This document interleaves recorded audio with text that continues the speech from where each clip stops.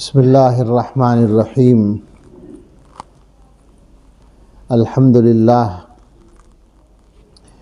نحمده ونستعینه ونستغفره ونؤمن به ونتوکل علیہ ونعوذ باللہ من شرور انفسنا ومن سیئات اعمالنا من يهده اللہ فلا مضل له ومن يضلله فلا هادی له ونشهد أن لا إله إلا الله وحده لا شريك له ونشهد أن سيدنا ونبينا ومولانا محمدا عبده ورسوله صلى الله تعالى عليه وعلى آله وأصحابه وبارك وسلم تسليما كثيرا.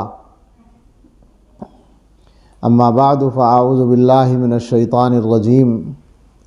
بسم الله الرحمن الرحيم. وَسَارِعُوا إِلَى مَغْفِرَةٍ مِّن رَّبِّكُمْ وَجَنَّةٍ عَرْضُهَا السَّمَاوَاتُ وَالْأَرْضُ أُعِدَّتْ لِلْمُتَّقِينَ الَّذِينَ يُنفِقُونَ فِي السَّرَّاءِ وَالضَّرَّاءِ وَالْكَاظِمِينَ الْغَيْظَ وَالْعَافِينَ عَنِ النَّاسِ وَاللَّهُ يُحِبُّ الْمُحْسِنِينَ وَالَّذِينَ إِذَا فَعَلُوا فَاحِشَةً أَوْ ظَلَمُوا أَنفُسَهُمْ ذَكَرُوا اللَّهَ فَاسْتَغْفَرُوا لِذُنُوبِهِمْ وَمَن يَغْفِرُ الذُّنُوبَ إِلَّا اللَّهُ وَلَمْ يُصِرُّوا عَلَى مَا فَعَلُوا وَهُمْ يَعْلَمُونَ أُولَئِكَ جَزَاؤُهُم مَّغْفِرَةٌ مِّن رَّبِّهِمْ وَجَنَّاتٌ تَجْرِي مِن تَحْتِهَا الْأَنْهَارُ خَالِدِينَ فِيهَا وَنِعْمَ أَجْرُ الْعَامِلِينَ. صدق اللہ العظیم. سبحان ربک رب العزة عما يصفون وسلام علی المرسلین والحمد للہ رب العالمین. اللہم صلی علی سیدنا محمد وعلی آل سیدنا محمد مبارک وسلم. اللہم صلی علی سیدنا محمد وعلی آل سیدنا محمد مبارک وسلم. اللہم صلی علی سیدنا محمد وعلی آل سیدنا محمد مبارک وسلم.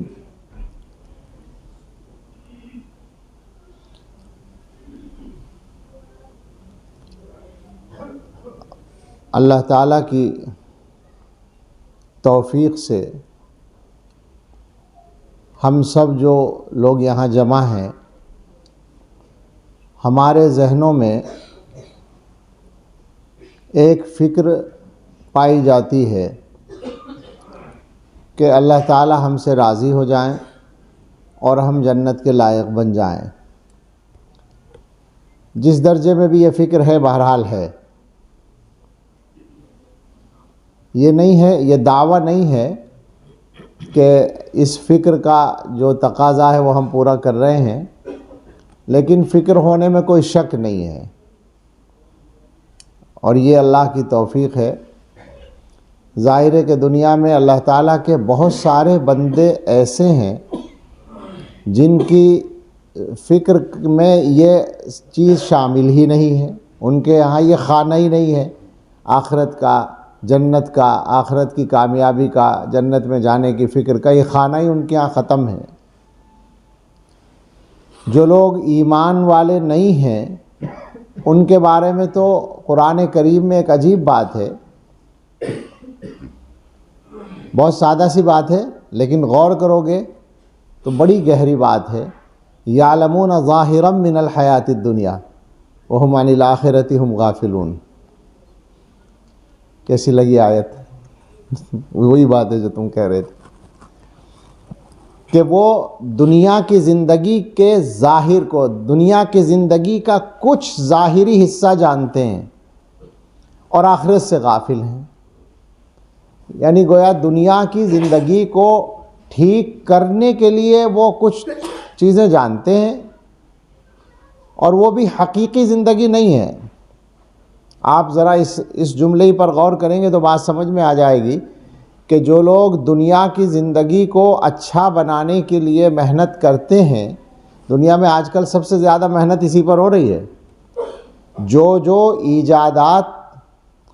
ایجادات کی مخالفت نہیں، مگر ایجادات میں نیت جو ہے، ان کا جو ٹارگیٹ ہے وہ کیا ہے کہ انسان زیادہ سے زیادہ آرام سے رہے. لہٰذا اسباب کو بڑھاتے جا رہے ہیں. ہم لوگ بھی فائدہ اٹھا رہے ہیں ان اسباب سے.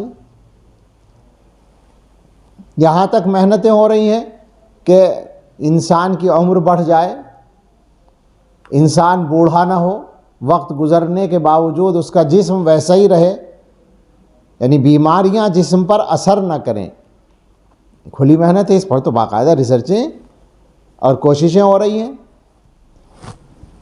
تو یہ ساری محنتیں، یا مثلا مکان بنانا آسان ہو گیا، کپڑا پہننا آسان ہو گیا، آرام دہ کپڑا ملنا آسان ہو گیا. تو دنیا کی زندگی کی جو آسانیاں ہیں وہ بڑھتی جا رہی ہیں اور اس کے لیے انسان محنت کر رہا ہے. لیکن اللہ تعالیٰ کی بات سچی ہے، سب ظاہرا من الحیات الدنیا ہے، دنیا کی زندگی کا بھی ظاہری حصہ. ایمانداری سے کوئی آدمی بتائے، ہم اپنے ایمان والے بھائیوں ہی کو مخاطب نہیں کرتے، دنیا کو چیلنج ہے کہ بتائیں کہ ان آسانیوں کے بڑھنے سے کہ دنیا ہی کی زندگی میں جو حقیقی سکون ہے وہ بڑھا ہے کیا؟ یہ بتائے کوئی. تو ظاہر من الحیات الدنیا ہو گیا نا، کپڑے اچھے ہو گئے، مکان اچھا ہو گیا، خوبصورت ہو گیا، سواریاں اچھی ہو گئیں، آسانیاں ہو گئیں. ان میں سے کسی چیز کی مخالفت نہیں ہے، اس لیے کہ ساری چیزوں سے تو ہم بھی فائدہ اٹھا رہے ہیں. ہم یہ نہیں کہہ رہے کہ یہ غلط کیا، ہم یہ کہتے ہیں، ہم کیا کہتے ہیں؟ قرآن کہتا ہے، اللہ کہتا ہے، حضور کہتے ہیں، شریعت کہتی ہے کہ یہ سارے کام کرو، کوئی پابندی نہیں ہے. لیکن جو اصل زندگی ہے، جو اصل مقصد ہے، اس کو سامنے رکھ کر کرو تو تمہاری یہ چیزیں کہیں جائیں گی نہیں، یہ بھی ملیں گی اور حقیقی سکون بھی مل جائے گا. ہم نے بار بار سنائی یہ بات، حضرت کے یہاں پڑھی تھی، میں نے الگ سے وہ کتاب نہیں پڑھی ہے. ایک کتاب لکھی گئی، دنیا میں جو مالدار ہوتے ہیں ان کی کیٹیگری بنائی جاتی ہے، فہرست بنا کر شائع کی جاتی ہے. 500 آدمیوں کی فہرست ہر سال چھپتی ہے، 500 بڑے مالدار. آپ جانتے ہیں کہ ان 500 میں جو آخری نمبر پر ہے وہ بھی کھرب پتی ہوتا ہے. ہمارے ملک کے کچھ ہی لوگ اس 500 کی فہرست میں آتے ہیں. ماشاءاللہ آج کل تو ٹاپ 10 میں بھی ہیں، لیکن 500 کی فہرست میں بھی آ جائے تو بڑی بات ہے. اور جو لوگ ٹاپ 10 میں آتے ہیں، 10 ابتدائی بڑے مالداروں میں، جو پہلی 10 کی فہرست ہے، تو وہ تو بہت ہی بڑے مالدار ہوتے ہیں. ایسے لوگ 22 ایسے آدمی جو اپنے اپنے وقت میں الگ الگ سالوں میں ٹاپ 10 میں رہ چکے تھے، ان 22 آدمیوں کے آخری وقت کے حالات کسی نے جمع کیے تو اس میں یہ تھا کہ ان 22 میں سے 14 نے خودکشی کی تھی. اسی دور کے لوگ ہیں. جو آدمی اتنے بڑے مالداری کے درجے پر پہنچا کہ دنیا کے 10 بڑے مالداروں میں اس کا شمار ہوا، وہ زندگی سے اتنا بیزار کیوں ہو گیا کہ اسے خودکشی کرنی پڑی؟ اس سے یہ پتہ چلا کہ حقیقی زندگی اور حقیقی سکون مال سے نہیں آتا. یوں فرماتے ہیں باری تعالیٰ کہ دنیا کی زندگی کا بھی ظاہر ہے اور آخرت سے تو پورے غافل ہیں. وَهُمْ عَنِ الْآخِرَةِ غَافِلُونَ، ہم غافلون.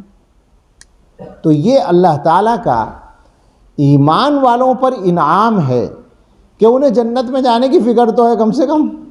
ٹھیک ہے، فکر کا حق ادا نہیں ہو رہا، لیکن ہم سب جتنے بھی بیٹھے ہیں یہاں، میرے خیال سے روزانہ ہی اللہ سے جنت مانگتے ہیں. کام جیسے بھی کرتے ہوں ہم، وہ تو ہمارا اور اللہ کا معاملہ ہے، لیکن سارے کے سارے چاہتے ہیں جنت میں جائیں.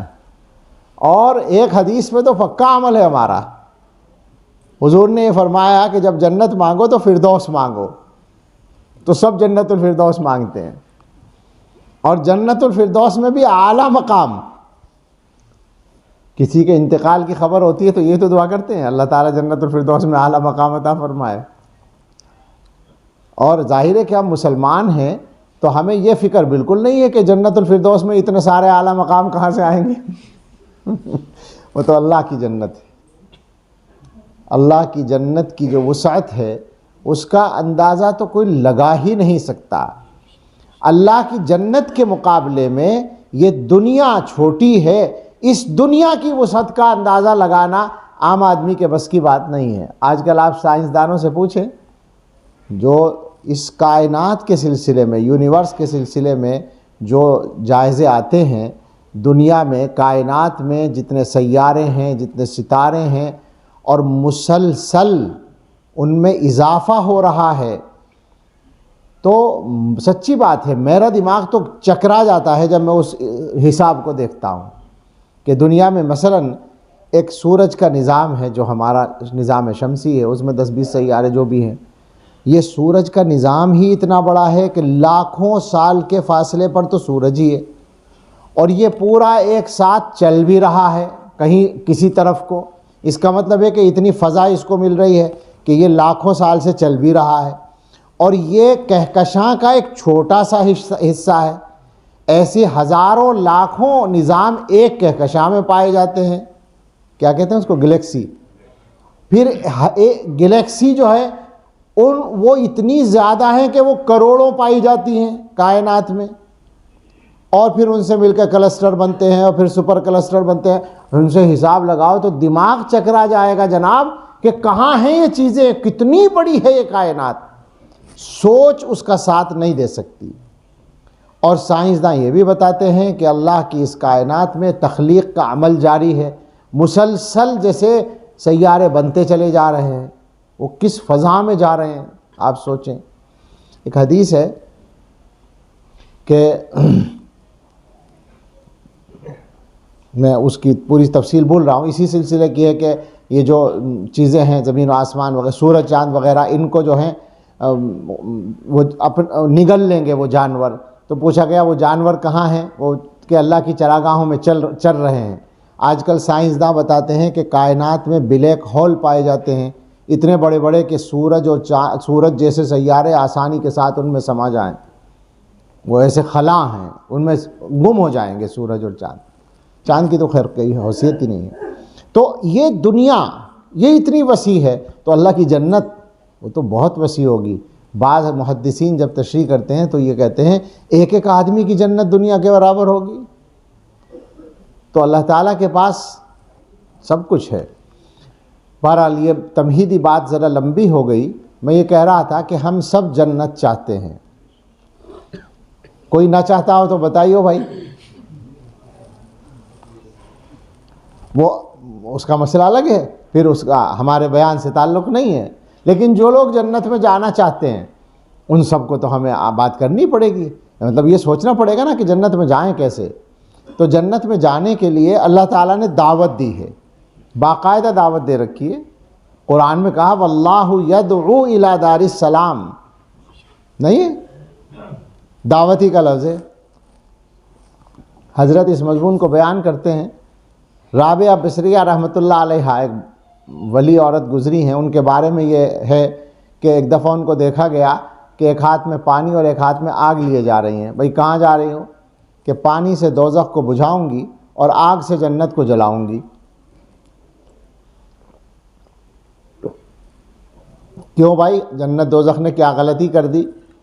کہنے لگے لوگ اللہ کی عبادت اخلاص سے نہیں کرتے، جنت حاصل کرنے کے لیے اور جہنم سے بچنے کے لیے کرتے ہیں، اللہ کے لیے کرنی چاہیے۔ تو حضرت فرماتے ہیں کہ یہ ان کا حال ہے، یہ شریعت کی بات نہیں ہے، یہ ایک حال کی کیفیت ہے۔ غلبہ حال میں اللہ کی محبت میں وہ کہہ رہی ہیں کہ اللہ کے لیے نہیں کر رہے۔ بھئی تم کیوں جنت کے چکر میں ہو، دوزخ سے بچنے کے چکر میں ہو؟ تو اللہ کا حکم ہے لہذا کرو، ٹھیک ہے، یہ صحیح ہے۔ لیکن جب اللہ تعالیٰ خود ہی جنت کی کا شوق دلاتے ہیں تو ہم کیوں شوق نہ کریں؟ حضرت وہ نظم پڑھتے ہیں جس کا پہلا شعر تو ایسا مزے لے کر پڑھتے ہیں کہ سن کے مزہ آ جاتا ہے، اور محسوس ہوتا ہے کہ کوئی آدمی واقعی اپنے اصلی محبوب کا ذکر کر رہا ہے۔ ہم نے براہ راست بھی وہ سنا حضرت سے، اس کو آپ ریکارڈ میں سن سکتے ہیں۔ یا تیرا تذکرہ کرے ہر شخص ورنہ پھر ہم سے گفتگو نہ کرے۔ وہ ایسے پڑھتے ہیں جیسے سب سے کہہ رہے ہوں کہ بھائی بات کرنی ہو تو اللہ کی کرو ورنہ بات مت کرو ہم سے۔ اسی نظم میں ہے سن کے یدعو کا لفظ، پھر مومن کیسے جنت کی آرزو نہ کرے۔ جب اللہ تعالیٰ کہہ رہے ہیں یدعو واللہ یدعو الی دار السلام، تو پھر کیوں نہ آرزو کریں؟ تو ہم تو مانگیں گے، ہم تو کہیں گے اللہ میاں جنت چاہیے. ہم بے شک بہت گناہ گار ہیں، پھر بھی ہمیں جنت چاہیے. ہم تو اللہ تعالیٰ سے یوں ہی کہیں گے اور انشاءاللہ ملے گی.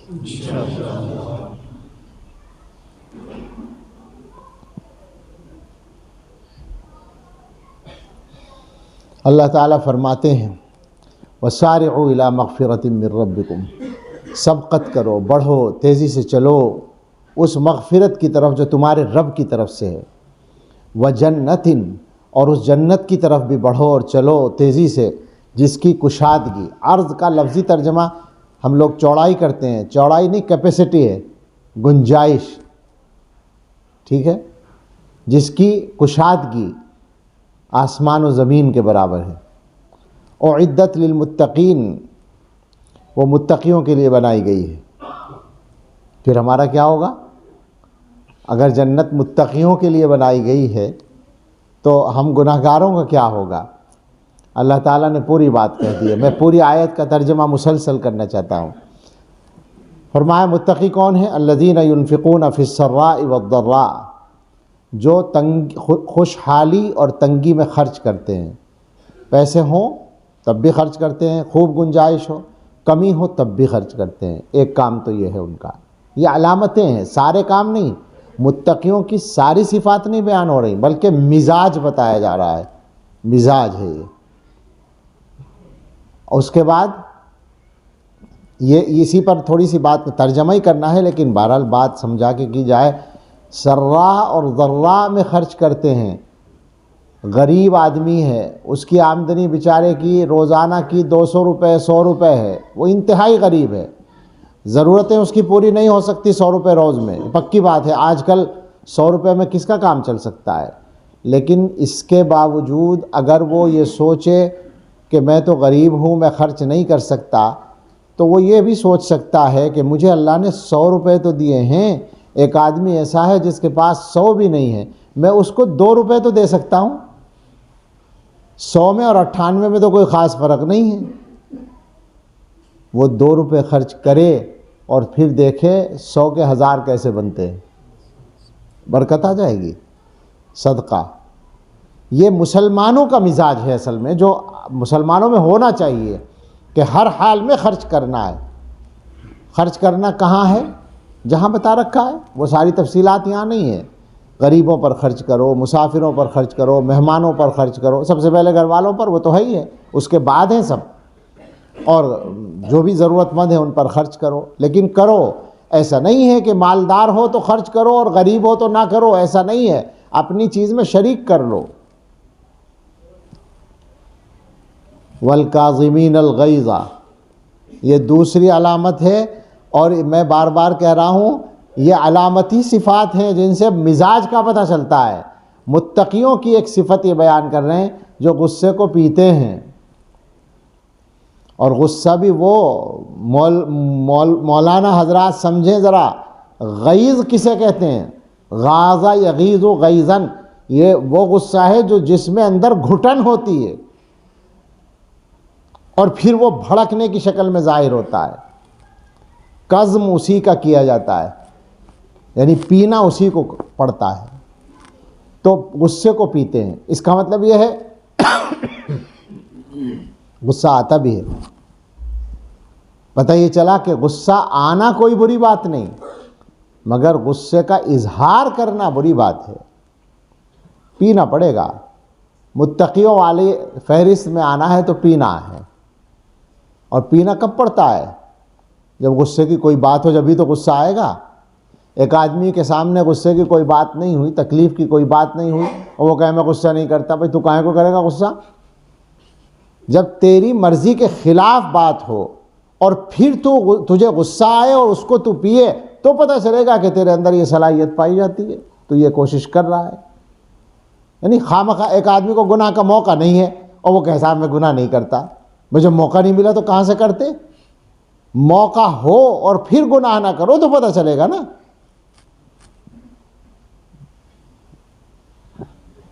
ہم لوگ کہیں مثلا مدرسوں والے کہ ہم نماز کے پابند ہیں، نہیں کریں گے پابندی تو کیا ہوگا؟ کان پکڑ کے نکال دیا جائے گا۔ تو جھک مار کے پڑھنی ہے نماز۔ میں یہ نہیں کہہ رہا کہ مدرسوں والے جو ہے لوگوں کی وجہ سے پڑھتے ہیں، لیکن ہمارا کام تو ایسا ہے کہ نماز ہمارے کام سے جوڑ رکھتی ہے، وہ تو پڑھنی ہی ہے۔ جو آدمی دکان پہ کھڑا ہو کے نماز پڑھ رہا ہے، جو آدمی سفر میں نماز پڑھ رہا ہے، جو آدمی غیر مسلموں کے ماحول میں نماز پڑھ رہا ہے، وہ ہے صحیح معنی میں نمازی۔ یقیناً مدرسے والوں میں بھی وہ نمازی پائے جاتے ہیں، یہ بات نہیں ہو رہی، لیکن میں یہ کہہ رہا ہوں کہ موقع ہو نماز چھوڑنے کا اور پھر آپ نماز پڑھیں، جہاں نماز چھوڑنے پر کوئی برا کہنے والا نہ ہو اور نماز پڑھنے پر کوئی تعریف کرنے والا نہ ہو، وہاں بھی نماز پڑھیں تو پتہ چلے گا کہ آپ نمازی ہیں۔ تو یہی بات میں کہہ رہا ہوں کہ غصے کی بات ہے بے شک، اگلے آدمی کی بات یعنی غصہ کرنے والے کا سب سے بڑا عذر کیا ہے کہ اس نے ایسی بات کہی۔ ارے بندہ خدا، ایسی بات ہی پہ تو غصہ آتا ہے، صحیح بات پہ کب آتا ہے؟ بھئی یہ کوئی بات ہوئی؟ سمجھ رہے ہیں میری بات؟ میں کہہ رہا ہوں غصے پر اگر آپ کسی کو سمجھائیں کہ بھئی اتنا غصہ نہیں کیا کرتے، کہ وہ ایسی بات کر رہا ہے، تو بندہ خدا ایسی بات پر ہی تو غصہ آئے گا، جبھی تو تمہارا امتحان ہوگا کہ غصے کو پی رہا ہے یا نہیں پی رہا۔ صحیح بات پہ غصہ کیوں آئے گا؟ پاگل ہو تم۔ جو صحیح آدمی ہے اس کو صحیح بات پہ غصہ کیوں آئے گا؟ غصے ہی کی بات پہ تو غصہ آئے گا، وہاں پتہ چلے گا کہ تم غصے کو پی رہے ہو۔ ایک جگہ کا سچا واقعہ، ویسے چھوٹا سا لطیفہ ہی سا ہے لیکن ہے واقعہ۔ دو آدمیوں میں لڑائی ہوئی، اب وہ ایک صاحب آئے، ان کے دونوں سے ذرا بڑے تھے عمر میں، وہ آ کے بیچ بچاؤ کرنے لگے۔ ایک کے رشتہ دار تھے، دوسرے کے نہیں تھے، تو وہ دوسرا شکایت کر رہا تھا کہ اس نے مجھے گالی دی۔ تو انہوں نے کہا بھئی لڑائی میں گالی ہی دیا کرتے ہو، کیا ہوتا ہے؟ بھئی لڑائی میں مٹھائی تھوڑی کھلائے گا، جب تمہاری لڑائی ہوئی تو اس نے بھی کچھ کہہ دیا، تم نے بھی کچھ کہہ دیا۔ اب تو بات صلح کی ہو رہی ہے، جب لڑائی میں کیا کہا وہ تو ظاہر ہے گالی دی ہوگی، اور کیا میں مانتا ہوں، لڑائی میں مٹھائی تو نہیں کھلائے گا۔ تو ایسی یہ بات ہے کہ غصے کی بات پر ہی غصہ آتا ہے، لیکن مسئلہ تو یہی ہے کہ آپ غصہ نہ کرو۔ بغیر غصے کی بات کے غصہ کرو گے تو تمہیں خود ہی پاگل کہا جائے گا۔ غصے کی بات کے بعد غصے کو پیو تو پتہ چلے گا کہ تم متقین کی فہرست میں شامل ہو۔ والکاظمین الغیظ والعافین عن الناس، اور لوگوں کو معاف کرتے ہیں۔ یہ پروگرام تو ہمارے یہاں بہت ہی کم چلتا ہے، معاف کرنے کا۔ گستاخی ہو جائے بس کسی سے ہماری شان میں، پھر دیکھیں ہمیں کوئی تکلیف پہنچا دے، پھر دیکھیں آپ۔ ہر آدمی کا نفس اتنا موٹا ہے کپا کہ اپنی شان کے خلاف ذرا سی بات ہو جائے، جو شان وہ سمجھے بیٹھا ہے، کہیں شان مان نہیں ہے کسی کی کوئی حیثیت نہیں ہے، بس آپ اپنے آپ خوش ہوتے رہیں۔ یہ تکبر کا بھی علاج ہونا چاہیے۔ ایمانداری سے سوچئے کہ آپ اپنی شان جن جن چیزوں میں سمجھتے ہیں ان کا پتہ کسی کو چلتا ہے اور کوئی آدمی اس پر توجہ دیتا ہے۔ مثلا آپ کا شاندار سا مکان ہے، آپ کہیں گئے کہ ارے یہ صاحب آئے، دیکھو ان کا بہت بڑا مکان ہے، ذرا ان کی عزت کرو۔ دیکھا ہے کبھی کسی کو ایسا کہتے ہوئے؟ آپ کا کاروبار بہت بڑا ہے تو آپ چل رہے ہیں، راستے میں لوگ کہہ رہے ہیں یہ تو بڑے مالدار بڑے کاروباری آدمی، ذرا ان کی عزت کرو۔ آپ کے کپڑے بہت شاندار ہیں، کپڑوں کا قصہ تو میں نے بہت ہی عجیب پایا، بس خود ہی خوش ہو لو اور خود ہی پریشان ہو لو۔ کپڑوں کے معاملے میں تو یہی دیکھا ہے، تجربے کی بات ہے بالکل۔ حالانکہ ہم میں سے ہر آدمی جب کپڑے پہنتا ہے تو بار بار سوچتا ہے کہ میں کیسا لگوں گا، لوگ کیا سوچیں گے، یہ سب ہم لوگوں کے ذہنوں میں آتا ہے، لیکن مجھے ابھی تک کوئی نہیں ملا۔ بہت ہی کوئی بے تکلف دوست ہو وہ کہتے کہ بھئی آج کپڑے بہت شاندار پہنے، مثلا یہ کہتے کہ آج کیسے کپڑے پہن کے آئے، بہت کوئی بے تکلف آپ کا ہوگا، اور نہ اکثر لوگوں کو اس سے کوئی مطلب ہی نہیں ہے کہ آپ کیا پہن کر آئے ہیں، کیسا کپڑا پہن کر آئے ہیں، کوئی مطلب نہیں ہے۔ وہ جو آپ کا مقام ہے اپنی ذات کے تعلق سے، اپنی صفات کے اعتبار سے، وہ ہے اس کی نظر میں۔ یعنی مجھے آج تک کہیں ایسا واقعہ نہیں پیش آیا کہ میں نے اپنے اس کے اعتبار سے اچھے کپڑے پہنے ہوں تو وہاں زیادہ عزت ملی ہو، اور جب سستے کپڑے پہن کے کہیں گیا ہوں تو وہاں لوگوں نے پوچھا نہ ہو، ایسا کبھی نہیں ہوا۔ تو میرا خیال ہے سب کا تجربہ ایسے ہی ہوگا۔ کیوں جی، یا بدلا ہوا ہے کچھ؟ آپ کے کپڑوں سے اسے کیا بیچارے کو مل رہا ہے؟ آپ خود خوش ہوتے ہیں بس، ٹھیک ہے ہو جائیے. تو ہم لوگوں کے ذہنوں میں اپنی ایک شان ہے، اور اس شان کے خلاف بات ہو جائے تو ہمیں غصہ آتا ہے، اور پھر ہم معاف کرنا جانتے نہیں ہیں.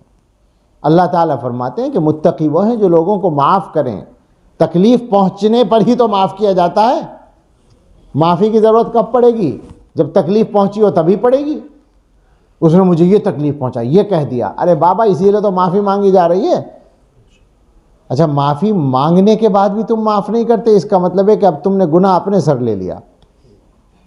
معافی مانگنے کے بعد بھی تم معاف نہیں کرے تو ظالم تم بن گئے نا. اب کیا تم اللہ تعالیٰ سے یہ نہیں چاہتے کہ اللہ تمہیں معاف کرے؟ حدیث سنیے. حدیث میں یہ ہے کہ قیامت کے دن ایک بندہ آئے گا. کئی مضمون ہیں اس طرح کے حدیثوں میں. تو اس میں ایک جگہ یہ ہے کہ اللہ تعالیٰ پوچھیں گے بھئی کیا لے کے آیا؟ تو انہوں نے تو بہت گناہ کر رکھے ہیں. وہ کہے گا اللہ گناہ تو بہت ہیں، مگر یہ ہے کہ میں مطلب مجھ پر کوئی زیادتی کرتا تھا یا تکلیف پہنچتی تو میں معاف کر دیتا تھا، یہ سوچ کر کہ میرے اللہ کا بندہ ہے چلو معاف کرو. تو اللہ تعالیٰ فرمائیں گے ٹھیک ہے تو بھی ہمارا بندہ ہے، ہم تجھے معاف کرتے ہیں. تو اللہ کی معافی حاصل کرنے کا آسان راستہ ہے، لوگوں کو معاف کرو. والکاظمین الغیظ والعافین عن الناس واللہ یحب المحسنین. متقیوں کی ایک صفت یہ ہے کہ اللہ تعالیٰ محسنین کو پسند کرتے ہیں، محبت کرتے ہیں. یعنی یہ اعلیٰ کوالٹی ہو گئی. اس میں اس کو اس انداز سے نہیں بیان کیا، یعنی یہ نہیں کہا والکاظمین الغیظ والعافین عن الناس والمحسنین، یہ بھی ہو سکتا تھا نا، یہ نہیں ہے، بلکہ واللہ یحب المحسنین، چونکہ وہ زیادہ اونچا درجہ ہے. غصہ بھی پیا، معاف بھی کر دیا، اور حسن سلوک مزید کر دیا، تو یہ اللہ کا محبوب بن گیا، اللہ کا پسندیدہ بندہ بن گیا. یہاں سارے بزرگوں نے ایک ہی واقعہ لکھ رکھا ہے کہ حضرت حسین رضی اللہ تعالیٰ عنہ یا حضرت حسن حضور کے شہزادوں میں سے کوئی ایک تھے. کھانا کھا رہے تھے، باندی کوئی حیثیت ہوتی تھی باندی کی، باندی گئی کھانا لانے کے لیے، شوربے کا پیالہ لے کر آئی، اور اچانک ایسا ہوا کہ حضرت کے اوپر ہی گر گیا. اب سوچیں آپ گرم سالن آپ کے نوکر سے آپ کے اوپر گر جائے، پہلا رد عمل کیا ہوگا؟ ٹھکائی ہوگی، اور کیا ہوگا؟ گالم گلوچ ہوگا، کچھ بھی ہوگا، غصے کا اظہار ہوگا. غصہ ان کو بھی آیا اور تیز نظر سے اس کی طرف دیکھا. ظاہر ہے غصہ تو فطری بات ہے، آئے گا. یوں دیکھا تو اس نے فوراً پڑھا والکاظمین الغیظ. غصے کو پینے والے ایک دم خاموش ہو گئے، بدل گیا موڈ. اس نے کہا والعافین عن الناس، معاف بھی کرتے ہیں، کہا چل معاف کر دیا.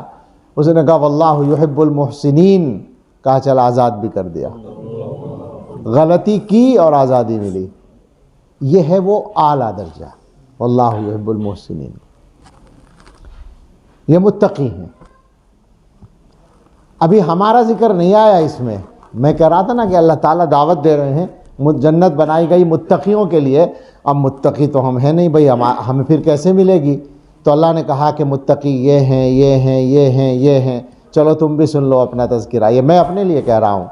والذین اذا فعلوا فاحشة او ظلموا انفسهم ذکروا اللہ فاستغفروا لذنوبهم. وہ لوگ متقیوں میں ان کو بھی شامل کر لیا، جیسے سپلیمنٹ لگا دیا، ضمیمہ لگا دیا. اصلی تو وہی تھے، لیکن یہ بھی متقی ہیں، ان کو بھی اللہ تعالیٰ متقی مان رہے ہیں.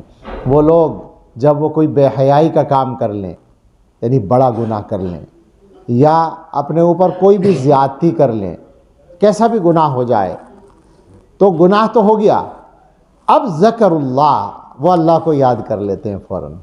انہیں اللہ یاد آ جاتا ہے، اور پھر کیا کرتے ہیں اللہ کو یاد کر کے؟ فاستغفروا لذنوبہم، اپنے گناہوں کی مغفرت چاہتے ہیں اللہ سے، اللہ بخش دے، اللہ معاف کر دے. اور بیچ میں فرمایا وَمَن يَغْفِرُ الذُّنُوبَ إِلَّا اللَّهُ. گناہ کون معاف کر سکتا ہے اللہ کے سوا؟ نہیں معاف کر سکتا کوئی. وَلَمْ يُصِرُّوا عَلَى مَا فَعَلُوا وَهُمْ يَعْلَمُونَ. اللہ سے معافی مانگتے ہیں اور پھر جان بوجھ کے اپنے فعل پر اصرار نہیں کرتے، جمتے نہیں کہ پھر فوراً کریں گناہ، بچنے کی کوشش کرتے ہیں. تو آ گیا نا سب کا معاملہ ٹھیک ٹھاک. ہم سب چاہتے ہیں جنت میں جانا، تو گویا ہمارا کام اصل یہ ہے ہم اللہ کی نافرمانی سے بچیں. یہ تو ایک آیت ہم نے پڑھی ہے، ورنہ قرآن کریم سارا رہنمائی سے بھرا ہے، احادیث بھری پڑی ہیں. قرآن کریم میں جو اللہ تعالیٰ کا اصل حکم ہے اس معاملے میں، یعنی متقی بننے کے لیے، وہ ہے وَذَرُوا ظَاهِرَ الْإِثْمِ وَبَاطِنَهُ. چھوڑ دو ظاہر گناہ بھی اور باطن گناہ بھی، چھپے ہوئے گناہ بھی اور کھلے گناہ بھی، سارے چھوڑ دو. حضرت فرمایا کرتے ہیں کہ اللہ تعالیٰ معاف کرنے پر آئیں تو وہ تو کفر کو بھی معاف کر سکتے ہیں. ایک آدمی بھائی معاف کرتے ہی ہیں دنیا میں، تو ایک آدمی کافر تھا، کلمہ پڑھ لیتا ہے، وہ سارا کفر جو تھا معاف ہو جاتا ہے، فوراً معاف ہو جاتا ہے. تو گناہ معاف ہونا کیا مشکل ہے. اور میں یہ کہہ رہا ہوں مزید کہ اگر اللہ تعالیٰ حقیقت میں کفر کو معاف کریں، یعنی ایک آدمی کفر کی حالت ہی میں مر گیا اور اللہ تعالیٰ اسے معاف کریں، تو کون روک لے گا؟ اللہ کو اختیار ہے. اسے جنت میں اگر بھیجنا چاہے اللہ تعالیٰ تو کوئی ظلم نہیں ہوگا. اللہ کی مرضی ہے، اللہ کی مخلوق ہے، چاہے جہاں رکھیں. یا ایمان والے کو جہنم میں بھیجنا چاہیں، اللہ کی مرضی ہے. تو اللہ تعالیٰ معاف کرنا چاہیں تو جو چاہیں معاف کر دیں، بڑے سے بڑا گناہ معاف کر دیں. لیکن اصل ضابطہ تو یہی ہے کہ گناہ پہ سزا ملے گی، اصل تو یہی ہے. لہٰذا گناہ چھوڑنا ضروری ہے. کون کون سے اور کتنے گناہ؟ ہم جتنے لوگ یہاں بیٹھے ہیں، اوپر نیچے مسجد میں سب جگہ، سارے کے سارے دیندار لوگ ہیں الحمدللہ، نمازی لوگ ہیں، داڑھی والے، ٹوپی والے، عموماً سب اسی طرح کے لوگ ہیں. تو ہمارے ذہن میں تو یہی ہے کہ ہم دیندار ہیں.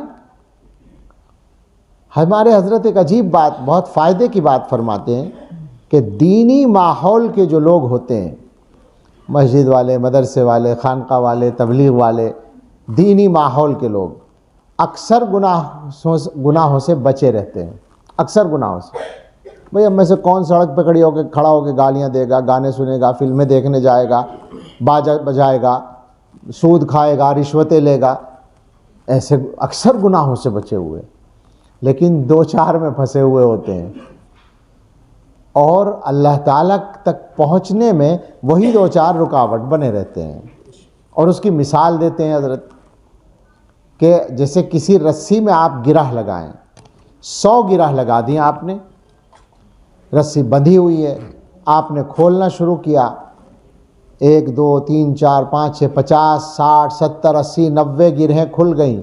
تو کیا ساری رسی کھل گئی؟ بندھی ہوئی ہے. 91 92 93 94 95 5 رہ گئیں، 5 گرہیں بندھی ہوئی ہیں. تو کیا رسی کھل گئی؟ ابھی بھی بندھی ہوئی ہے. ایک اور کھول دی، 4 باقی ہیں. ایک اور کھول دی، 3 باقی ہیں. ایک اور کھول دی، 2، اب بھی رسی بندھی ہوئی ہے. ایک اور کھول دی، گرہ 1 باقی ہے مگر رسی اب بھی بندھی ہوئی ہے. 100 کی 100 گرہیں کھولیں گے تو پتہ چلے گا کہ رسی کھلی ہے. تو 100 کے 100% گناہ چھوڑو گے تو تقویٰ ہوگا حقیقت میں. اصل تو منزل یہ ہے. لہٰذا اس پہ جانے کی کوشش کرنی چاہیے. ٹھیک ہے، اگر نہیں ہو پایا کوشش کے باوجود تو دوسرا حل ہے اللہ کی طرف سے، توبہ ہے. لیکن نمبر 1 کا کام تو یہی ہے نا. بھائی آپ ٹیلر کو کپڑا دیتے ہیں کہ 3 پیس بنانا ہے، اگر بن جائے ٹھیک ہے، اگر نہیں نکلا صدری کا کپڑا تو چلو کرتا پاجامہ ہی بنا دینا. لیکن اصل یہ ہے کہ کوشش کریں آپ، سردی کا موسم ہے نا، کہ تینوں چیزیں بن جائیں. تو اصل تو یہی ہے کہ 100% گناہ چھوڑے جائیں. گناہ کیوں چھوڑے جائیں اور گناہ کے کرنے سے نقصان کیا ہے، یہ مضمون اصل میں بیان کرنا چاہتا تھا، مگر تقریباً آدھے اور پون گھنٹے کے درمیان ہو گیا اسی بات میں. مگر ظاہر ہے کہ یہی بات اصل تھی ویسے ہم لوگوں کے لیے، لیکن اس میں سے کچھ چیزیں میں چاہتا تھا کہ اس موضوع پر سنا دوں، جو حضرت تھانوی رحمۃ اللہ علیہ کا رسالہ ہے جزاء الاعمال.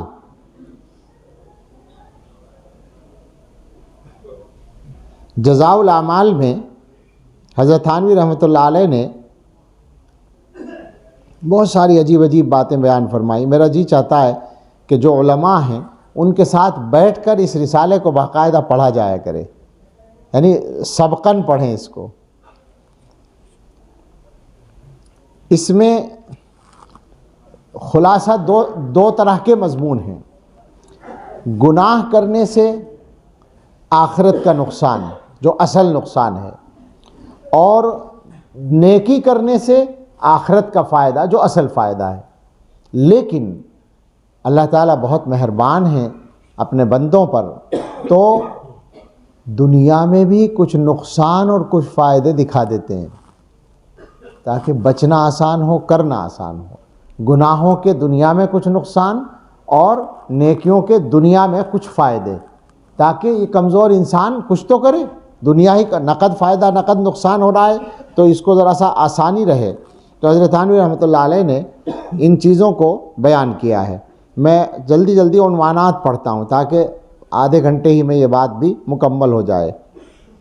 پورا بیان چاہتا ہوں 1 گھنٹے کے اندر ہو جائے۔ شاید 8:25 پہ ہم نے شروع کیا تھا، اچھا 37 منٹ ہو گئے۔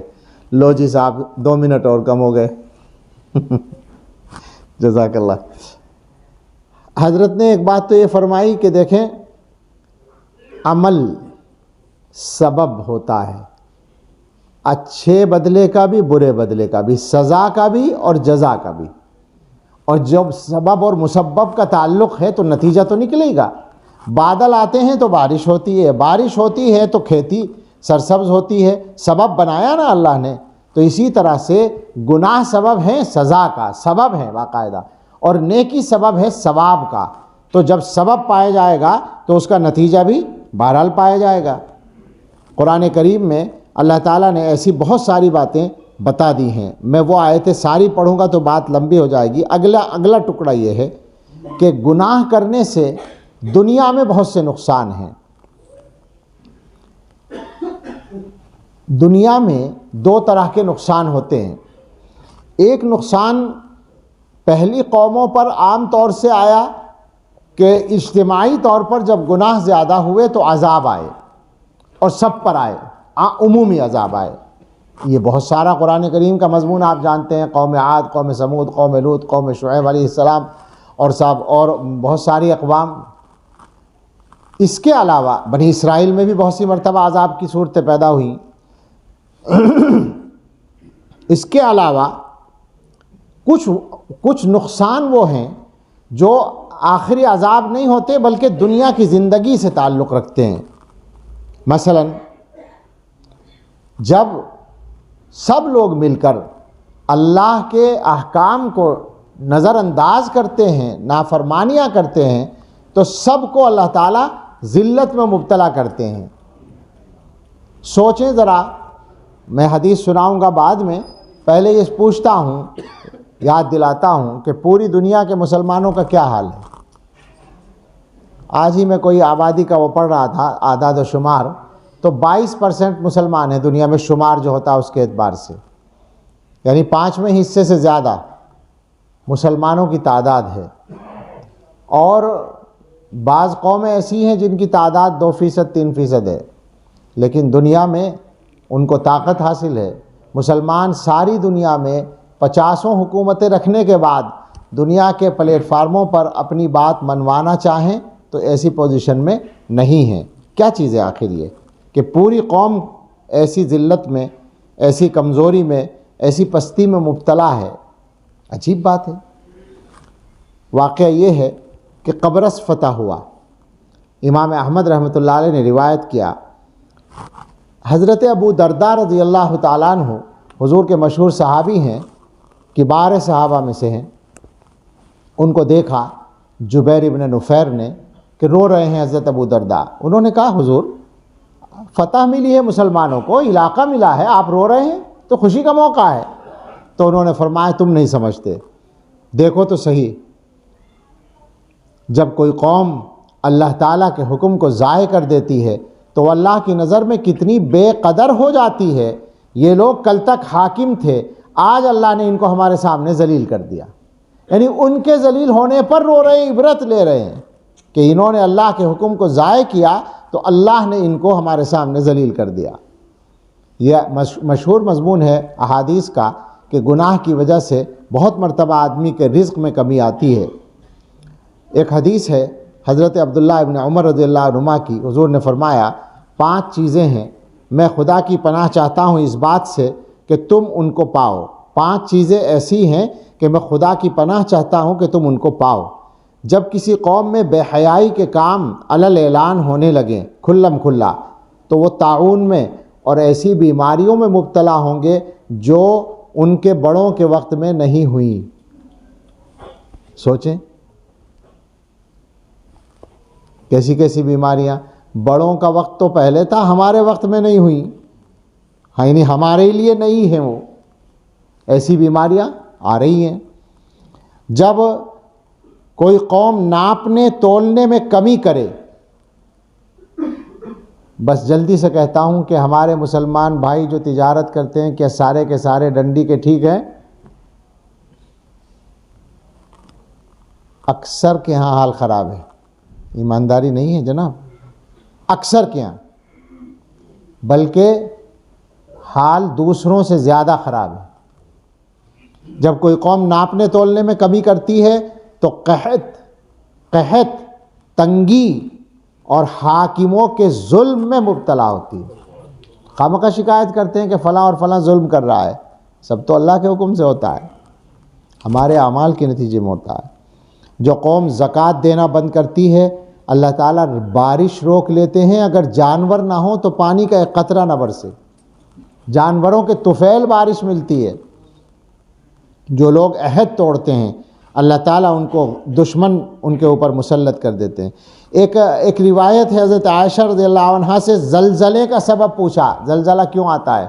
آج کل زلزلے بہت آتے ہیں، میں نے بار بار سنایا۔ ایک ہمارے دوست تھے مولانا خلیل صاحب دیواوی گجرات میں، وہ علامات قیامت کے بیان کا خاص مزاج رکھتے ہیں، اور وہ علامات قیامت میں یہ بات ہے کہ زلزلوں کی کثرت ہوگی، تو وہ زلزلوں کا ریکارڈ حاصل کرتے رہتے ہیں دنیا سے۔ میرا خیال ہے تقریباً ہر دن، شاید کوئی دن ناغہ ہوتا ہو، ان کا میسج آتا ہے کہ آج فلاں جگہ زلزلہ آیا۔ دنیا میں ہر جگہ، دنیا میں ہر دن تقریباً کہیں نہ کہیں زلزلہ آتا ہے۔ تو پوچھا گیا زلزلہ کیوں آتا ہے؟ حضرت عائشہ صدیقہ رضی اللہ تعالی عنہا نے فرمایا، جب لوگ زنا کو جائز کام کی طرح بے جھجک کرنے لگیں، کر رہے ہیں، بے جھجک ہو رہا ہے دنیا میں، کھلے طور پر پتہ ہے کہ زنا ہو رہا ہے، اور شراب پیتے ہیں، مسلمانوں میں نشہ زیادہ ہے اس وقت، اور باجے بجاتے ہیں۔ مولوی لوگ تھک گئے کہ ہم نکاح بھی نہیں پڑھائیں گے اگر باجا ہوگا، لیکن صاحب ہماری شادی باجے کے بغیر نہیں ہوگی، مسلمانوں کا ہو رہا ہے یار۔ حضرت عائشہ فرماتی ہیں کہ جب لوگ بدکاری جائز کام کی طرح بے باکی سے کرنے لگیں اور شرابیں پینے لگیں اور باجے بجائیں، تو اللہ تعالیٰ کو آسمان میں غیرت آتی ہے، وہ زمین کو حکم دیتے ہیں کہ انہیں ہلا دے، تو زلزلہ آتا ہے۔ اس کے بعد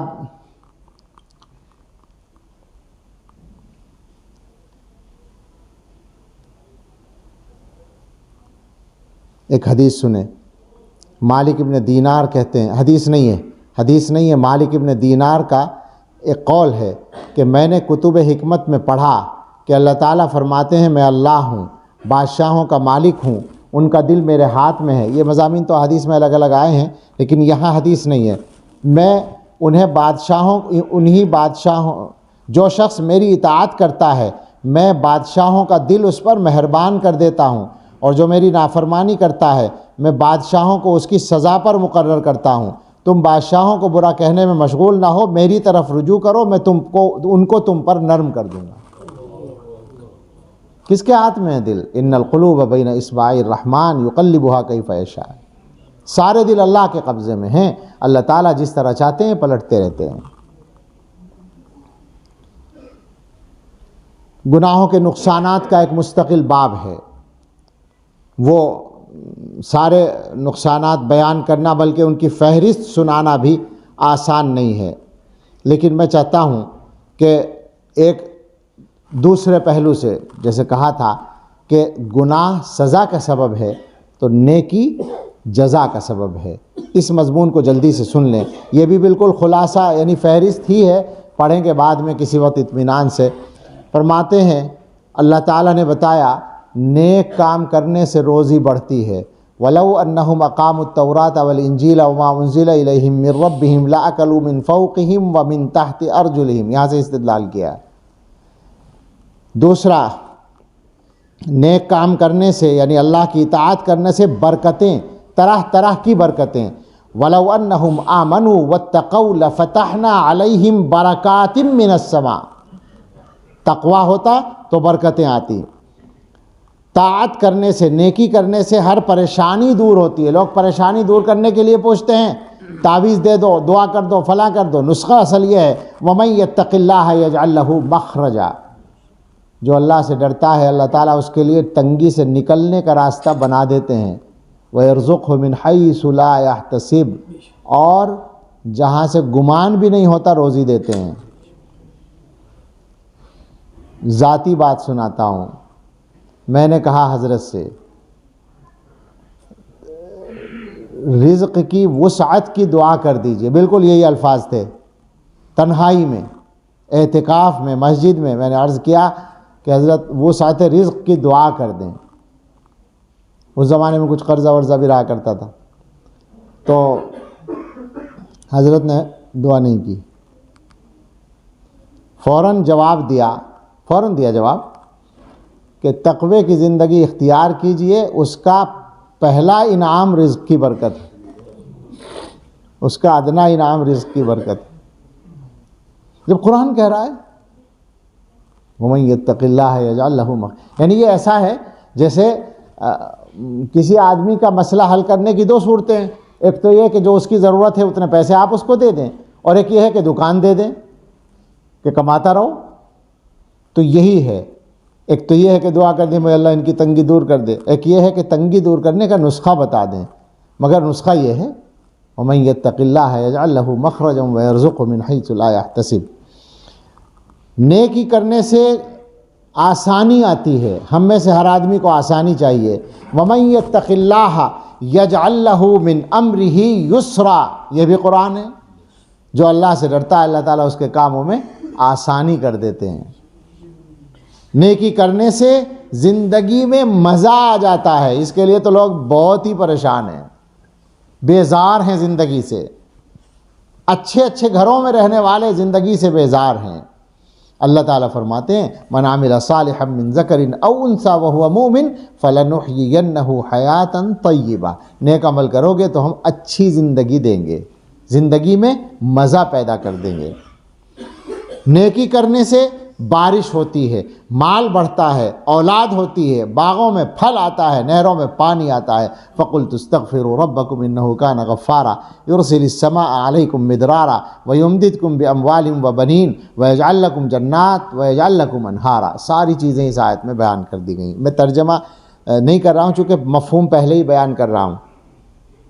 نیکی کرنے سے ہر بلا ٹلتی ہے، اللہ تعالیٰ دور کرتے ہیں. ان اللہ یدافع عن الذین آمنوا. یہ آیت استدلال کر رہے ہیں. اللہ ولی الذین آمنوا. اللہ تعالیٰ ایمان والوں کے کام بنانے والے ہیں، ایمان والوں کے دوست ہیں. یرفع اللہ الذین آمنوا. بلندی ملتی ہے، عزت ملتی ہے. ان الذین آمنوا وعملوا الصالحات سیجعل لهم الرحمن ودا. ایمان اور نیک عمل کی وجہ سے لوگوں کے دلوں میں محبت پیدا ہوتی ہے. نیکی کرنے سے مالی نقصان بھی دور ہوتا ہے، اس کی بھی وہ بھی کور ہو جاتا ہے، ریکوری ہو جاتی ہے. یہ بھی قرآن سے ثابت کر رہے ہیں. یا ایھا النبی قل لمن فی ایدیکم من الاسری ان یعلم اللہ فی قلوبکم خیرا یؤتکم خیرا مما اخذ منکم. یہ ہے استدلال. تفصیل میں نہیں جانا اس لیے میں ترجمہ نہیں کرنا چاہتا. مضمون یہاں سے نکل رہا ہے کہ اگر خیر پر آ جاؤ گے تو جو تم سے لیا گیا اس سے بہتر چیز تمہیں دے دیں گے، یعنی مال جو لیا گیا اس کا بدلہ مل جائے گا.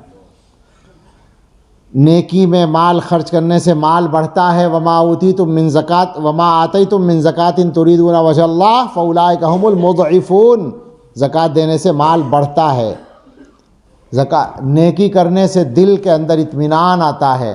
الا بذکر اللہ تطمئن القلوب. اللہ کی یاد یہ بھی تو ایک نیکی ہے، اس سے دلوں میں اطمینان آتا ہے۔ طاعت اور نیکی کی برکت سے اولاد کو بھی نفع ہوتا ہے۔ موسیٰ علیہ السلام کے واقعے میں دیوار جو گرنے والی تھی، یتیموں کی دیوار تھی، اللہ کے حکم سے خضر علیہ السلام نے ٹھیک کی۔ کیوں کی؟ وَكَانَ أَبُوهُمَا صَالِحًا، ان کا باپ نیک آدمی تھا، اس کی نیکی کا فائدہ بچوں کو پہنچا۔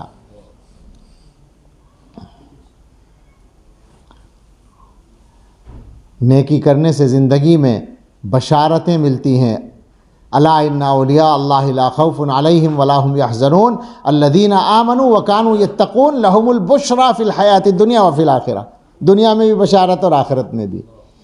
اور نیکی کرنے سے فرشتے مرنے کے وقت خوشخبری سناتے ہیں، ان الذین قالوا ربنا اللہ ثم استقاموا تتنزل علیہم الملائکۃ الا تخافوا ولا تحزنوا وابشروا بالجنہ التی کنتم توعدون۔ نیکی اور تقوی کی وجہ سے فرشتے بشارت سناتے ہیں جنت کی۔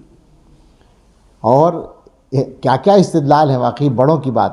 نیک کام کرنے سے کام آسان ہوتے ہیں، حاجتیں پوری کرنے میں مدد ملتی ہے۔ واستعینوا بالصبر والصلاۃ، صبر اور نماز سے مدد حاصل کرو، اس کا مطلب ہے کہ کام بنیں گے، آسانیاں آئیں گی۔ نیکی کرنے سے ساری مشکلات اللہ تعالیٰ اپنے ذمے لے لیتے ہیں۔ صبح کو 4 رکعت پڑھو سورج نکلنے کے بعد، اللہ تعالیٰ کہتے ہیں تمہارے سارے کاموں کے لیے میں کافی ہو جاؤں گا۔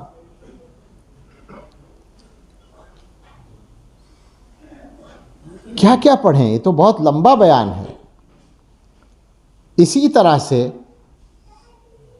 یہ بات سمجھ لیں کہ دنیا کے فائدے اور دنیا کے نقصان کے ساتھ ساتھ آخرت کا جو معاملہ ہے، جو اصل ہے، نیکیوں کی کا بدلہ آخرت میں اور برائیوں کا بدلہ آخرت میں، یہ بھی اللہ کی طرف سے مقرر ہے، جو سزائیں ہیں اور جو جزائیں ہیں جنت اور جہنم کی شکل میں۔ تو اب ہم واپس اپنی طرف آ جائیں، اور وہ یہ ہے کہ ہم سب کا ایمان اور یقین تو الحمدللہ پہلے سے ہے اس بات پر، اور اس وقت میں ہم نے دوبارہ اس بات کو تازہ کر لیا۔ متقی بنے بغیر کام چلنے والا نہیں ہے، اور متقی اس کو کہتے ہیں جو سارے گناہ چھوڑ دے۔ بچنے کے، متقی کے معنی بچنے والا اور ڈرنے والا، اللہ سے ڈرنے والا اور گناہوں سے بچنے والا۔ ظاہر ہے اللہ سے ڈرنے والا، اللہ سے ڈرنے کا مطلب یہ ہوگا کہ جہاں جہاں اللہ ہے وہاں گناہ نہ کرے۔ بڑی مشکل ہے، اللہ کہاں نہیں ہے۔ وہ ابراہیم ادم کا قصہ یاد کر لیں جو میں سنا دیا کرتا ہوں، کہ ان سے ایک آدمی نے کہا تھا، ایک جوان نے کہا تھا کہ گناہوں کو جی چاہتا ہے اور ڈر بھی لگتا ہے، تو کوئی ایسی ترکیب بتائیے کہ گناہ بھی چلتے رہیں اور سزا بھی نہ ملے۔ تو انہوں نے کہا ہاں ایک ترکیب ہے۔ کہا کیا؟ کہنے لگے کہ ایسی جگہ جا کر گناہ کر لیا کرو جہاں اللہ تعالیٰ نہ دیکھیں۔ سزا تو اللہ تعالیٰ دیتے ہیں نا، تو اللہ میاں سے چھپ کے کر لیا کرو۔ اس نے کہا ایسی تو کوئی جگہ نہیں ہو سکتی کہ جہاں اللہ تعالیٰ نہ دیکھیں۔ تو انہوں نے کہا پھر دوسری ترکیب ہے کہ اللہ کی زمین سے ہٹ کر، اللہ کی دنیا سے ہٹ کے کہیں اور کر لیا کرو۔ اس نے کہا کہاں جاؤں گا جی، جہاں بھی جاؤں گا وہ اللہ کی دنیا ہوگی۔ تو انہوں نے فرمایا پھر ایسا کرو، ایک صورت اور ہے، جب گناہ کرو تو اللہ کی نعمتیں استعمال نہ کرو۔ ایک طریقہ یہ ہے کہ جب گناہ کرو تو اللہ کی نعمتیں استعمال نہ کرو، جب گناہ کرنے کا ارادہ تو اللہ کی ساری نعمتوں کو چھوڑ دو۔ اس نے کہا جی یہ کیسے ہوگا، وہ تو سانس بھی اللہ کی نعمت ہے، اور اللہ کی نعمتوں کے بغیر تو زندہ ہی نہیں رہ سکتا آدمی۔ تو انہوں نے فرمایا کہ اچھا چلو اس طرح نہیں کام چلتا، تو پھر ایک صورت اور ہے، عذاب کا نمبر تو مرنے کے بعد ہی آتا ہے، تو ایسا کرنا کہ جب موت کا وقت آئے اور ملک الموت آئے، فرشتہ آئے، تو اس سے کہنا کہ بھئی میں بہت گناہ گار آدمی ہوں، ذرا رک جاؤ میں توبہ کر لوں۔ جب توبہ کر لو گے تو اللہ تعالیٰ معاف کر دیں گے۔ تو اس نے کہا جی وہ تو پوچھ کے نہیں آتا، ملک الموت جو ہے وہ تو کسی سے پوچھ کے نہیں آتا، جب اس کی مرضی آ جاتا ہے پتہ ہی نہیں چلتا آدمی کو۔ اللہ اکبر کبیرہ۔ ایک کتاب ہے ناقابل یقین سچے واقعات، میں نہیں جانتا اس کی گویا اعتبار کس درجے کا ہے، لیکن اس میں ایک قصہ لکھا ہے کہ ایک بس چل رہی تھی، اور جیسے بس کے سامنے کبھی کوئی آدمی ہاتھ دیتا ہے قریب آ کر رکنے کے لیے، تو ڈرائیور نے کنڈکٹر سے کہا، ڈرائیور نے گاڑی ہلکی کی، کنڈکٹر نے کہا کیا بات ہے؟ کہنے لگے سواری ہے دیکھو۔ تو کنڈکٹر نے جھانک کے دیکھا تو کوئی نہیں تھا۔ ڈرائیور نے پھر کہا تو کنڈکٹر اتر گیا، گاڑی رک گئی۔ کنڈکٹر نے باہر جا کے دیکھا تو کوئی نہیں تھا، ادھر ادھر دیکھا کوئی نہیں ہے۔ ڈرائیور نے یہ لفظ کہا تھا کہ ایک بڑے میاں ہیں، روک لو دیکھ لو۔ اب جب کنڈکٹر دیکھ کے واپس آیا تو اس نے دیکھا کہ ڈرائیور کا سر جو ہے اسٹیئرنگ پہ لگا ہوا ہے، جھکا ہوا ہے۔ اس نے کہا چلو، تو وہاں چلتے ہی نہیں، خاموش ہے۔ پھر آواز دی تو پتہ چلا کہ سن ہی نہیں رہے، جا کر دیکھا معلوم ہوا انتقال ہو چکا ہے۔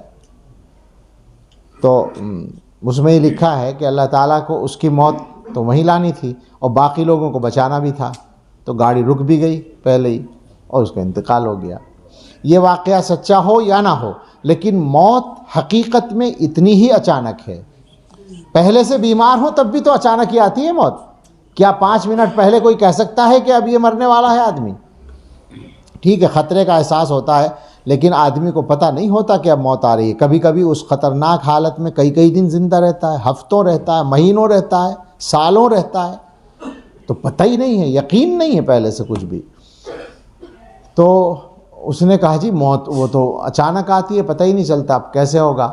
تو انہوں نے فرمایا اچھا پھر ایسا ہے، قبر میں جب فرشتے آئیں گے سوال کرنے کے لیے تو ان سے کہنا کہ بھائی میری قبر پہ تم بغیر اجازت کے کیوں آئے، جاؤ میں جواب نہیں دیتا۔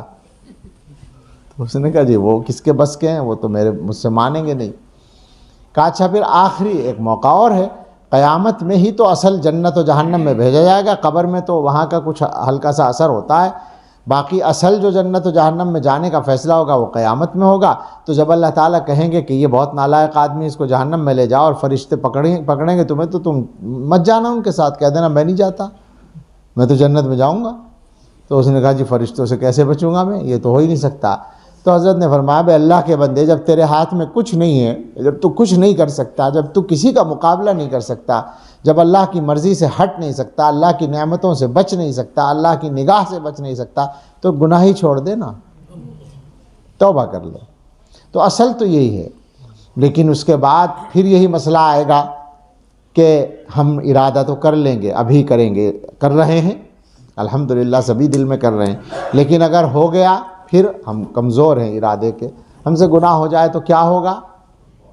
بھئی ہمیشہ کے لیے پہلے سے ہی تھوڑی لکھوانا ہے سب کچھ، لیکن لکھا ہوا ہے وہاں پہلے سے، شریعت میں بتا دیا گیا، قرآن و حدیث میں امید دلا دی گئی کہ پلان بنا کے گناہ مت کرنا، وہم یعلمون، ہو جائے توبہ کر لینا۔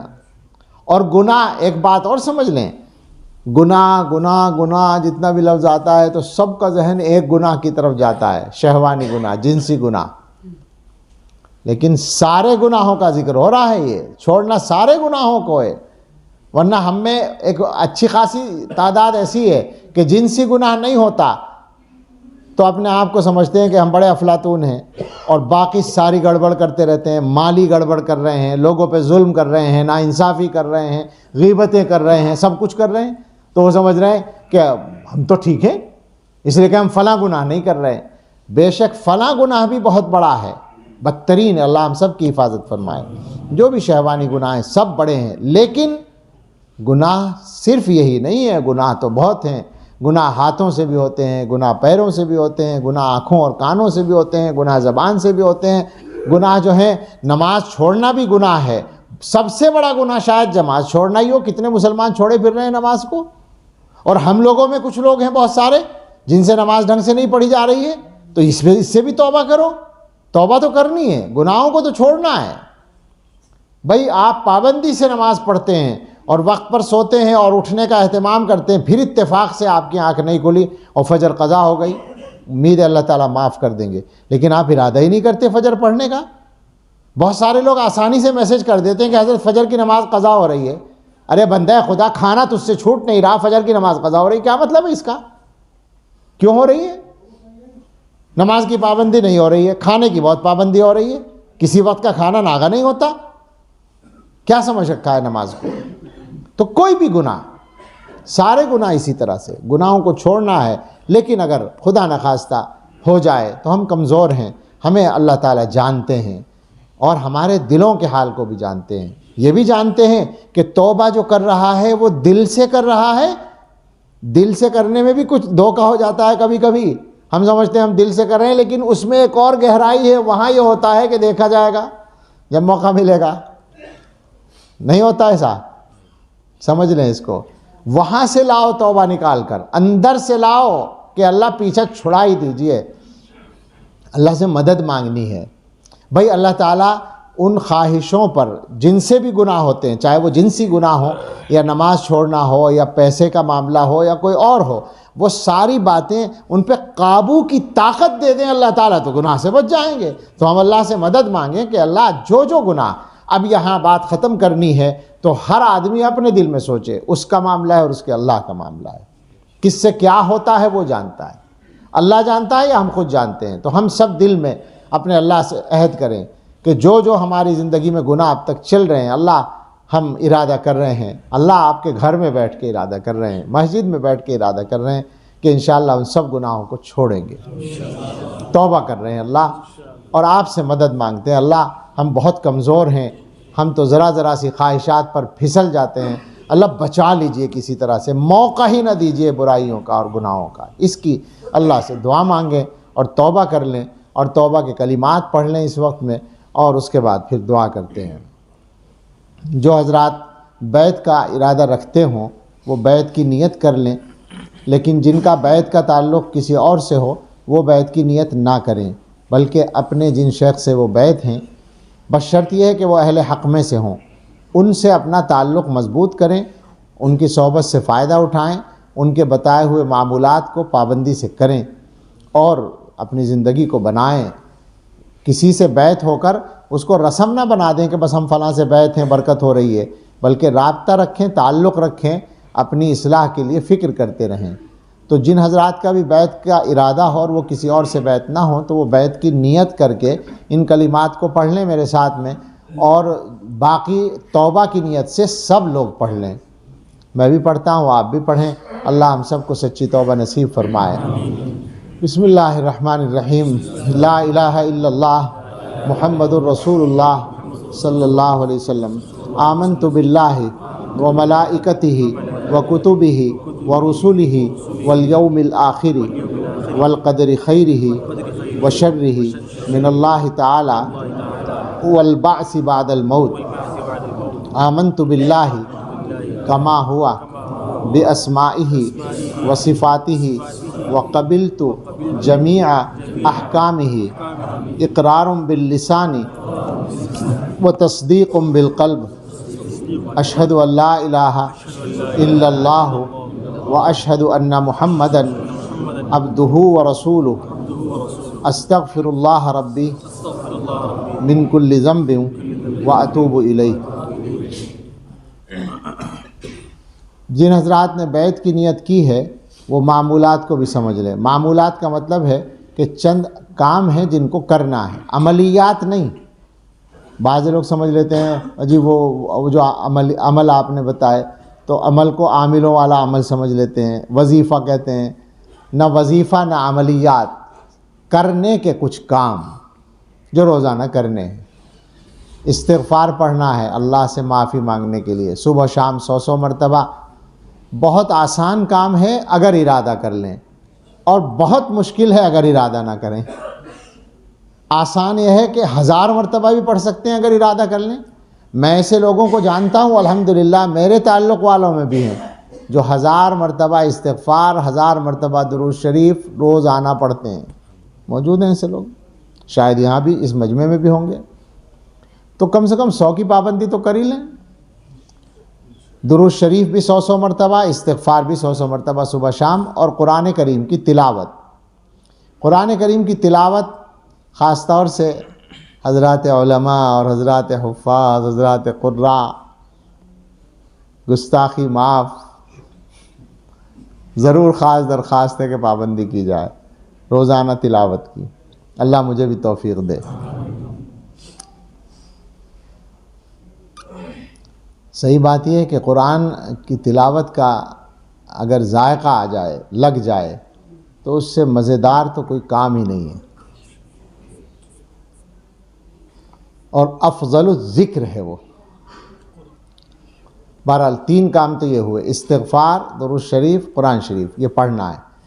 ایک کام ہے جس میں نہ پڑھنا ہے نہ کچھ کرنا ہے، 24 گھنٹے کا کام ہے، اللہ کو ہمیشہ یاد رکھنا ہے، یعنی ذہن میں یہ رکھنا ہے کہ اللہ مجھے دیکھتا ہے، اللہ مجھے دیکھ رہا ہے، میں جہاں بھی ہوں، میں جو کچھ بھی کر رہا ہوں اللہ دیکھ رہا ہے۔ تو یہ وقوف قلبی کہلاتا ہے۔ اس کے لیے صرف ارادہ کرنا ہے اور کچھ نہیں کرنا۔ سب کام اپنے کرتے رہیں، پڑھنے کا، پڑھانے کا، دکان کا، مکان کا، گھر کا، مسجد کا، عبادت کا، دین کا، دنیا کا، جو کام کرتے ہیں کریں، بس ذہن میں رہے اللہ دیکھ رہا ہے۔ اللہ کو یاد رکھنے کی عادت ڈالیں، ارادہ کرنا پڑے گا، اس کے لیے بار بار بھول ہوگی۔ ایسا نہیں ہے کہ پہلے ہی دن مسلسل یاد پکی ہو جائے گی، بہت لمبی محنت کرنی پڑے گی، لیکن یہ مر کے بھی حاصل ہو جائے تو بڑی نعمت ہے۔ کوشش کریں، ارادہ کریں، حاصل ہوتی ہے۔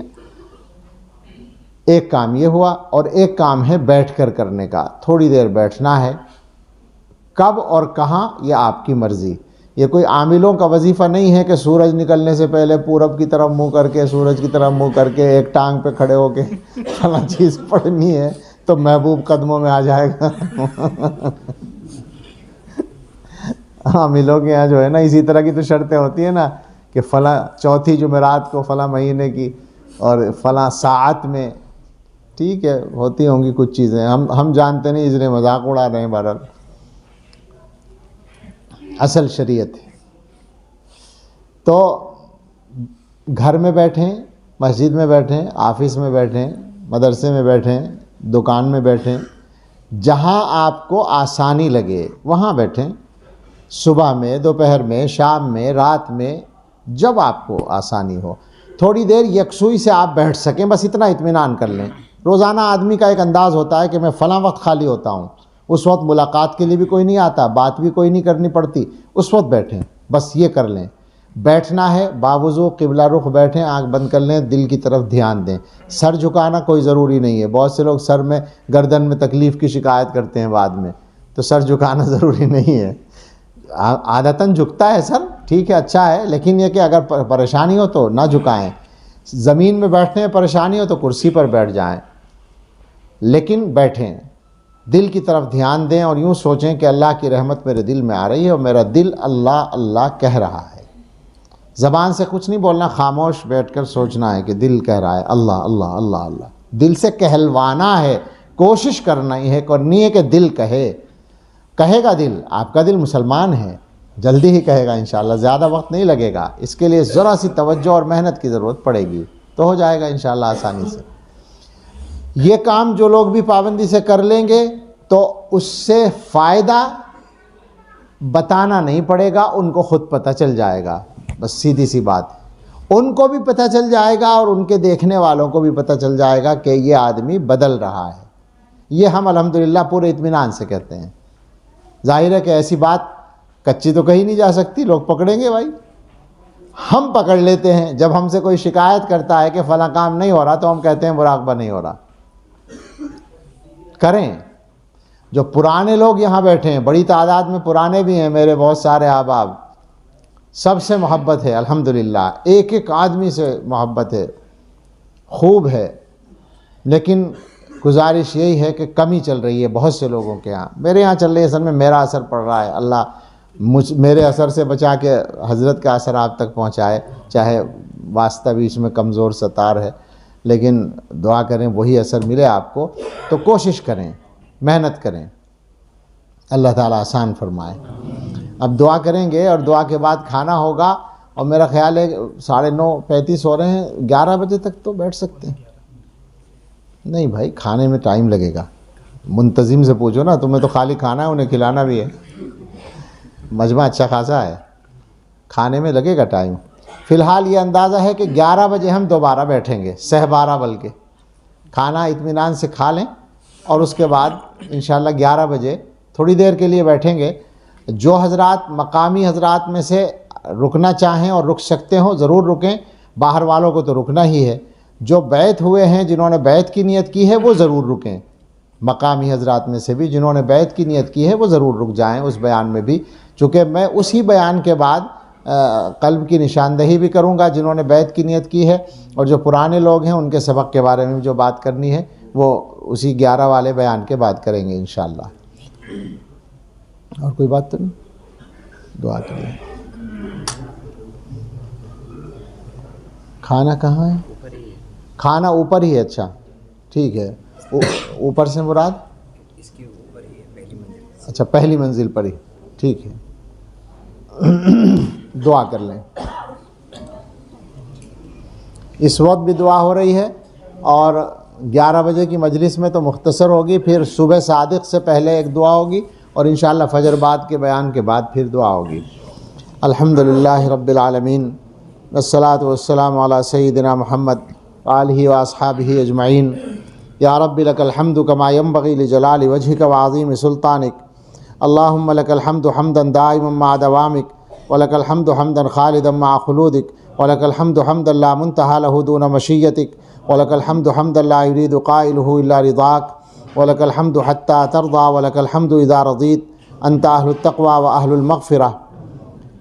ربنا آتنا فی الدنیا حسنة وفی الآخرة حسنة وقنا عذاب النار۔ ربنا لا تزغ قلوبنا بعد إذ هديتنا وهب لنا من لدنك رحمة إنك أنت الوهاب۔ ربنا هب لنا من أزواجنا وذرياتنا قرة أعين واجعلنا للمتقين إماما۔ ربنا لا تؤاخذنا إن نسينا أو أخطأنا، ربنا ولا تحمل علينا إصرا كما حملته على الذين من قبلنا، ربنا ولا تحملنا ما لا طاقة لنا به، واعف عنا واغفر لنا وارحمنا، أنت مولانا فانصرنا على القوم الكافرين، ربنا لا تجعلنا فتنة للقوم الظالمين ونجنا برحمتك من القوم الكافرين۔ اے اللہ، اے ہمارے مہربان رب، ہم آپ کے کچھ بندے یہاں مسجد میں جمع ہوئے ہیں۔ اللہ، ہم سب اقرار کرتے ہیں کہ ہم بندے ہیں مگر بہت گندے ہیں، اور سب سے گندے آدمی کو اللہ بولنے کے لیے تیار۔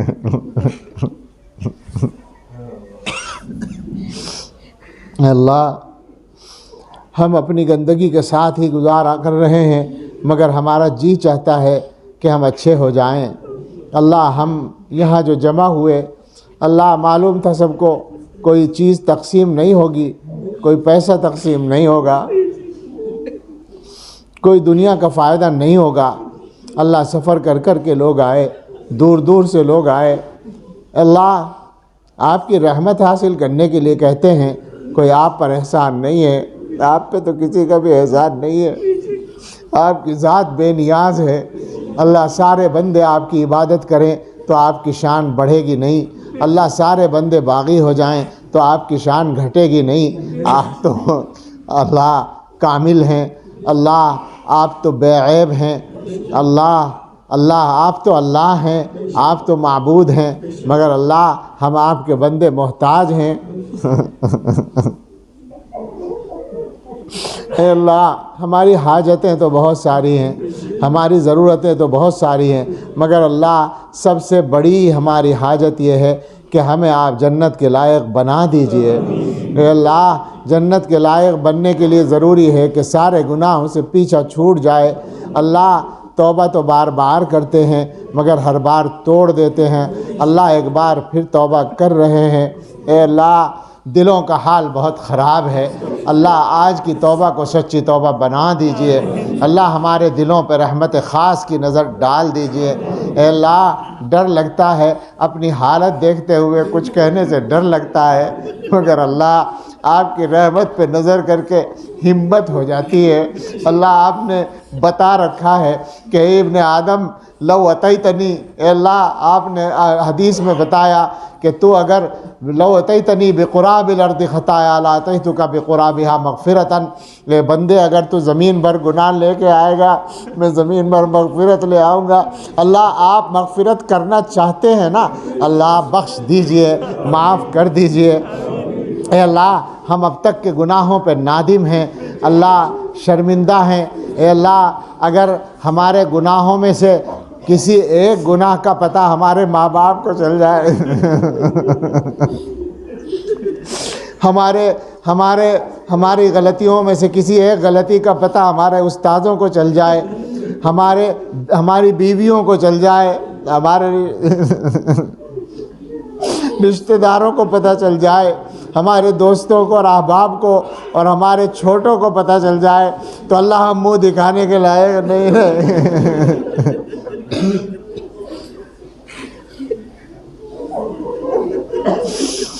اللہ آپ نے ستاری کا معاملہ کر رکھا ہے تو کام چل رہا ہے۔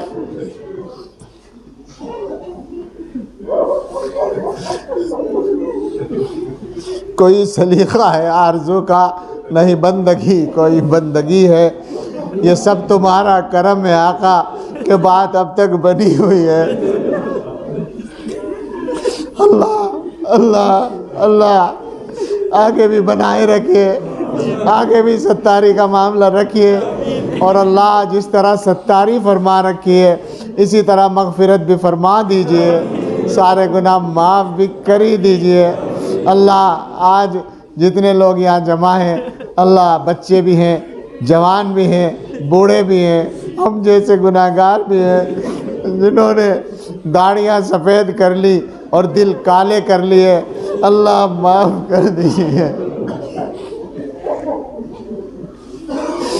اللہ بچنا آسان کر دیجئے، ہم بہت کمزور ہیں، نفس و شیطان کے تقاضوں کے سامنے مغلوب ہو جاتے ہیں۔ اے اللہ مقابلہ آسان کر دیجئے، دلوں میں طاقت دے دیجئے، اللہ اپنی سچی اور دائمی یاد دے دیجئے۔ اللہ آپ کا نام سب سے بڑی طاقت ہے، بندے کے دل میں آپ کا نام بیٹھ جائے تو دنیا میں سب کام آسان ہوتے ہیں۔ اللہ اپنا نام ہمارے دلوں میں بٹھا دیجئے، سچا ذکر عطا فرما دیجئے، دائمی یاد عطا فرما دیجئے، تقوی کی زندگی عطا فرما دیجئے۔ اللہ جسمانی اور روحانی بیماریوں سے شفا دے دیجئے، ہم سب کے قرض ادا کرا دیجئے، بے گھروں کو گھر دے دیجئے، بے اولادوں کو اچھی اولاد دے دیجئے، ہماری ساری ضرورتیں آسانی سے پوری کر دیجئے، جو پریشانیاں ہیں اللہ دور کر دیجئے، جن گھروں میں شوہر بیوی میں موافقت نہیں ہے اللہ دلوں کو جوڑ دیجئے، ایک دوسرے کی سچی محبت دے دیجئے، سکون زندگی عطا فرما دیجئے۔ اللہ اولادوں کے سلسلے میں ہماری اچھی تمنائیں پوری فرما دیجئے۔ اللہ ہماری چھوٹی بڑی ضرورتیں آپ ہی پوری کر سکتے ہیں، آسانی سے پوری کر دیجئے۔ جس کام کو آپ آسان کریں وہی آسان ہوتا ہے، اور جسے آپ مشکل بنا دیں وہ مشکل ہو جاتا ہے۔ اللہ ہمارے لیے تقوی کی زندگی گزارنا آسان بنا دیجئے، اور ہمارے جو ذاتی کام رکے ہوئے ہیں وہ بھی آسانی سے پورے کر دیجئے، جو ارادے ہیں ان میں برکت دے دیجئے اور آسانی دے دیجئے۔ اللہ آنے والے وقت کو اس پوری امت کے لیے گزرے وقت سے بہتر بنا دیجئے، اور سب سے بہتر ہم سب کے آخری وقت کو بنا دیجئے۔ اللہ ہم نے جو توبہ کی ہے یہ ہمارے لیے بھی قبول کر لیجئے، ہمارے گھر والوں کے لیے بھی قبول کر لیجئے، ہمارے تمام ایمان والے بھائیوں کے لیے، اللہ سب کے لیے مغفرت کے فیصلے فرما دیجئے، اور ہم سب کی مغفرت کا فیصلہ فرما دیجئے، اور تقوی کی زندگی دے دیجئے۔ آج کے ہمارے جمع ہونے کو نافع بنا دیجئے، ہماری زندگیاں بدلنے کا ذریعہ بنا دیجئے۔ ہم سے بہت سے لوگوں نے دعا کے لیے کہا، اللہ وہ تو دعا کے لیے سوچ کر کہتے ہیں کہ ان کی دعائیں قبول ہوگی، اور ہمیں اپنے گناہوں کی خبر ہے۔ اللہ ان کے حسن ظن کے مطابق معاملہ کر دیجئے، اور ان کو بھی ان دعاؤں میں شریک کر لیجئے، اور ان کے سب کام بھی بنا دیجئے۔ اللہ آسانی عطا فرما دیجئے۔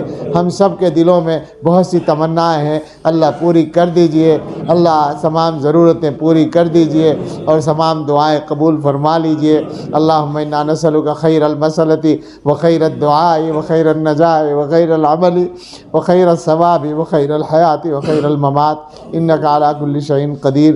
ربنا تقبل منا انک انت السمیع العلیم وتب علینا انک انت التواب الرحیم، وصلی اللہ علی النبی الکریم وآلہ واصحابہ اجمعین برحمتک یا ارحم الراحمین۔